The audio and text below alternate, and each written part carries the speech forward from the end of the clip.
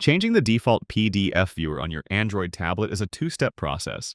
First, we'll sort of clear and reset the current default app, and then we can pick a new one. First, we'll need to know what's currently set as the default app.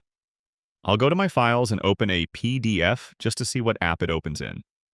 If you get to this point and you're not sure what app it opens in, you can go to the app switcher like this, and you'll see the app icon that's showing our file. I can see mine opened in Google Drive, so we'll make a note of that.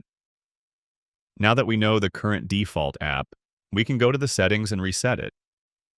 I'll go to Settings and from there scroll down to Apps. Then in the list of apps, you'll want to find the app that's currently opening your PDF files.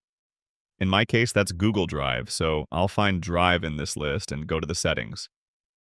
In the app settings, look for the option that's labeled Set as Default. This is where we'll have an option to clear all the default settings related to this app. That's it. Now this app is not the default app for PDF files. If the Clear Defaults button is missing, sometimes you'll do the same thing but toggling off Open Supported Links option that's displayed above. Now when I go back to my files and open a PDF document, my tablet will ask me what app I'd like to use for viewing PDF files. All the compatible apps currently installed on my tablet are listed here, and once I choose an app, I have the option to either use this app for this one time only, or set my tablet to always use the same app for PDF files. And that's how you change your default PDF app.